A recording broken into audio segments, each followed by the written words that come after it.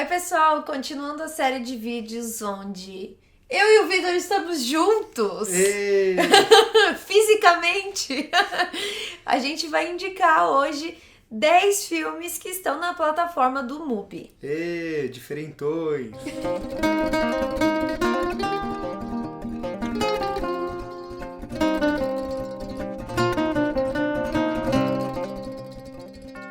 Muita gente acho que nem sabe o que é o MUBI ou a MUBI, né, que talvez seja o mais correto ou não.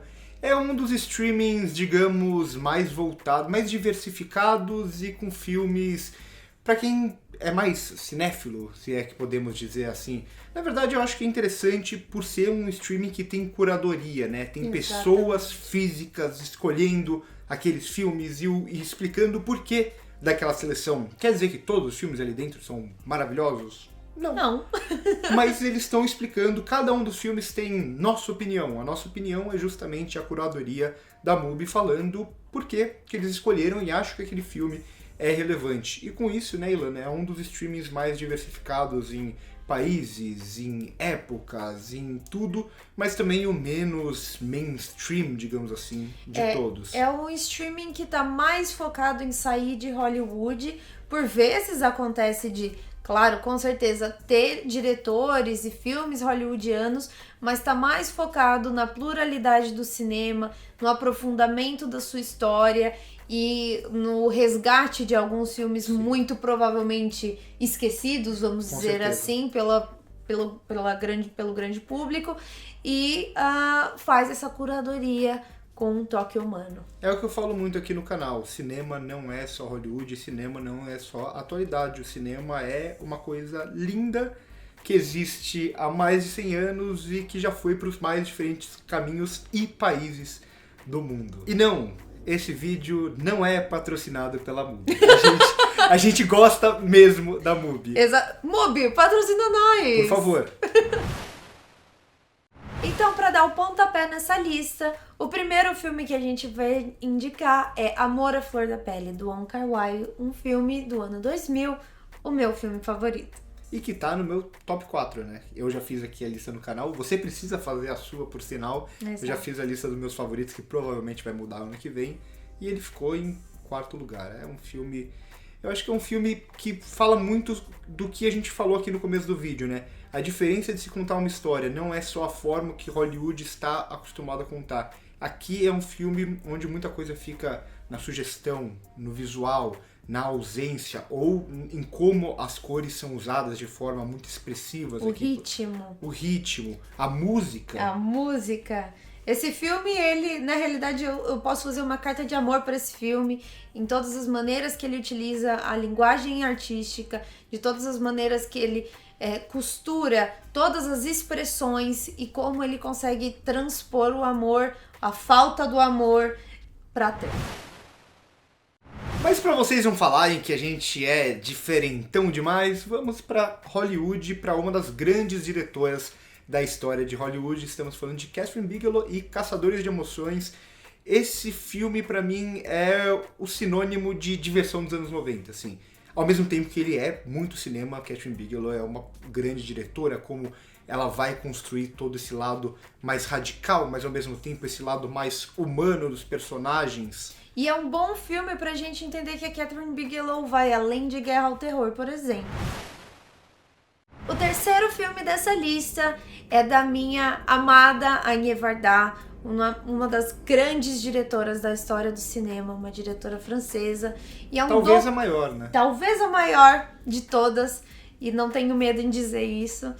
E esse filme é Saudações Cubanos, um documentário. Essa diretora, que foi extremamente prolífica durante a sua vida, tem muitos filmes na sua filmografia, muitos documentários, muitas ficções, e esse é um deles que, pra mim, demonstra muito o amor dela pela diferente cultura, por entender o outro, por entender a história, por entender a diferença. E Saudações Cubanos é isso. Ela tem, não só assistam Saudações Cubanos, mas toda a filmografia da Varda, se possível. Com certeza. Ela que é uma diretora que muita gente fala até que influenciou a Nouvelle Vague. Tem muita gente que fala que a Nouvelle Vague começa com Jean Rouch e Agnès Varda antes de Truffaut e Godard, apesar da Varda, por exemplo, ter ficado um pouco mais de lado na visão da história para muita gente, ou a história que é mais contada da Nouvelle Vague. E a Nouvelle Vague ela tem um pouco desse lado mais documental em sua essência, né? Então por isso a gente vê tanto as ficções dela quanto os documentários vai ter um pouco dessa pegada. O quarto filme é um filme que eu não assisti, porque a gente montou a lista daquela forma, né? Alguns escolhem uns filmes, outros, alguns os dois assistiram, outros apenas um dos dois. Esse, no caso, é um dos filmes que está no topo da minha lista para assisti-la, né? Um dos filmes mais importantes, considerado um dos filmes mais importantes da história da África, que é A Negra D, da Sambem. Então, Ilana, acho que você vai ter que falar mais sobre ele, porque eu não tenho mais o que dizer. Ele é um filme, inclusive, que também vai flertar muito com o estilo da Nouvelle Vague francesa. Ele vai, na realidade, ser um dos grandes pontapés para a Nouvelle Vague senegalesa. É um filme senegalês que vai contar a história da Diwana. E ele é um filme que serve como porta de entrada para o cinema africano. Eu tô sempre batendo nessa tecla também. A gente não assiste filmes africanos, existem muitos por aí. E o cinema senegalês é um cinema muito prolífico também, que poucas pessoas sabem disso. Então a Negra D é a nossa indicação para esse início. É muito interessante você falar isso, né? Porque parece que a cinefilia ela tem caminhos, né? Ela primeiro sempre vai pro cinema europeu, às vezes para o cinema nacional, que na maioria das vezes os brasileiros não consomem o próprio cinema. Aí depois vai um pouco para a Ásia, Japão, Coreia do Sul, China, Taiwan, Hong Kong, mas parece que o cinema africano é sempre o último passo que o cinéfilo vai dar. Então... Exatamente. E não sejam assim, a gente consegue muito bem entender a história do cinema analisando as suas escolas paralelamente, então conheçam o cinema africano como um todo e também por partes, porque cada um dos seus países vai ter a sua própria particularidade. O quinto filme da lista, vamos para Éric Rohmer, já que a gente estava falando de Nouvelle Vague, e Minha Noite com Ela, que é talvez o segundo filme que eu mais goste do Rohmer. O outro é Amor à Tarde, que também tem na MUBI, então fica aí uma indicação dupla. E acho que Minha Noite com Ela representa muito do que é a filmografia do Éric Rohmer, né? Como ele vai trabalhar essas relações pessoais, o diálogo, o plano, algo que vai influenciar até em certa medida o cinema de fluxo atual e coisa do tipo. Então, eu acho que toda essa relação do homem com a mulher, a figura, né, da Maud aqui, então eu acho que tem muita coisa assim muito interessante na filmografia do Rohmer e nesse filme também. Especificamente, além de tudo, ele é um filme que se passa dentro e somente dentro de um apartamento. Então todo esse cinema, toda a questão do plano sequência é muito bem estilizado aqui e vale muito a pena conferir. O próximo filme dessa lista se chama A Pista, do Chris Marker. Você fala francês, fala com sotaque. Chris Marker. Chris Marker. Que apesar do nome ele é francês, né? E é mais um desses diretores que acaba sendo meio que esquecido muitas vezes da história do cinema. Ele é muito forte, que é mais do que só o cinema documental, mas tem uma pegada do próprio do filme ensaio que ele faz muito. Tem outro filme na MUBI muito bom dele chamado Sem Sol também. E aqui a gente vai ver uma história que em sua essência é um personagem lembrando algo que a gente não sabe exatamente se é uma memória ou se ele tá vendo o futuro. Então tem uma pegada de ficção científica muito grande aqui dentro, só que é um filme todo feito com fotografias, né? Não com a fotografia em movimento, como a gente está acostumado no cinema, mas com fotografias em sequência. É um filme que ele é muito bom pra gente analisar até a natureza do próprio cinema com essa questão da fotografia. É imagem em movimento? Não é imagem em movimento? Inclusive, teve uma tentativa de adaptação, eu nem sei se eu posso falar que foi uma tentativa de adaptação, talvez. Uma referência muito forte com 12 Macacos, que foi pra Hollywood, levou esse filme pra Hollywood, assim, né? Então, é um filme que a gente precisa analisar do ponto de vista histórico muito forte, por conta dessa disrupção da imagem em movimento e também dessa questão de, muito provavelmente, ser a primeira ficção científica já criada. O sétimo filme da lista eu tive a sorte de assistir em uma mostra de São Paulo, se eu não me engano, de 2020. Não assisti. É um filme romeno do Cristi Puiu chamado Malmkrog. Você tá a fim de assistir 4 horas de um filme romeno falado em francês e inglês? Depois de gravar tanto, não. Eu posso passar 4 horas falando dele aqui, por exemplo. É um filme que a gente não sabe exatamente quando ele se passa no tempo, mas tem uma pegada meio de época, com personagens que a gente não conhece tão bem, e vai se passar basicamente dentro de uma casa com personagens conversando, expressando suas opiniões. Então vai ter momentos que a gente odeia um, começa a concordar com o outro, e aí discorda de um, e aí concorda com o outro. Esse tipo de coisa vai envolver muito mundo, guerras, esse tipo de discussão, às vezes até mais filosóficas.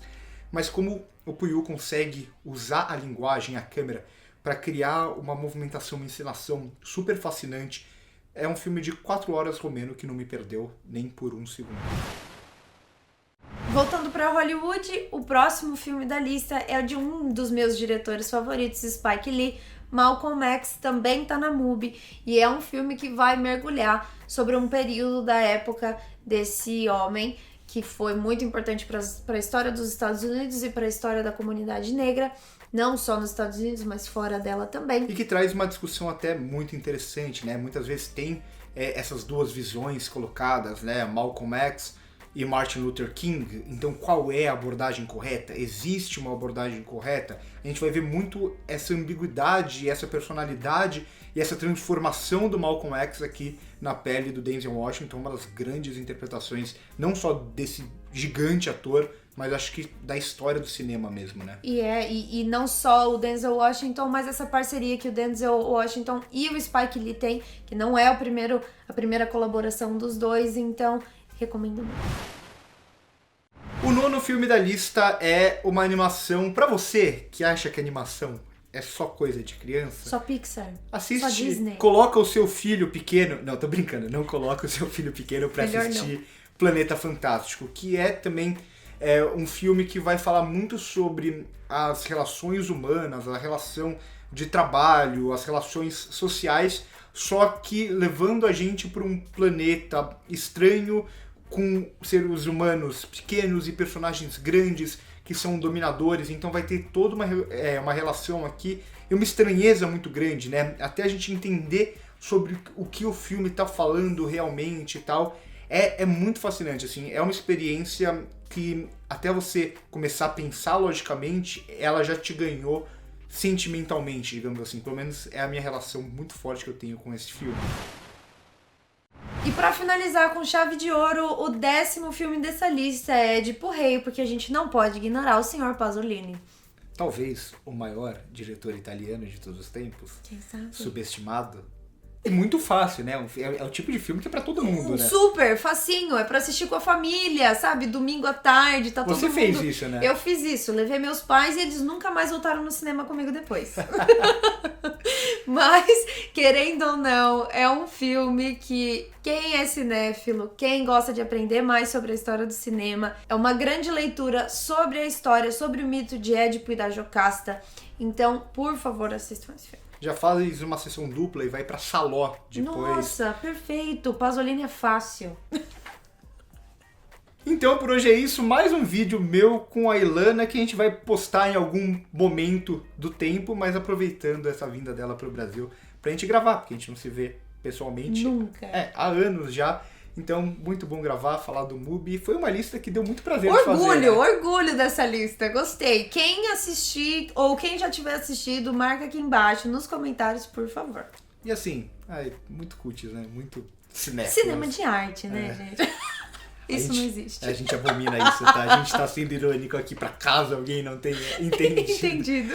Curte o vídeo se gostou, se inscreve no canal se não é inscrito. Aqui embaixo você pode se tornar membro do canal também. A gente tem 2 planos pra vocês, com vários benefícios. E no primeiro comentário fixado, as nossas outras redes sociais. Por hoje é isso e corta.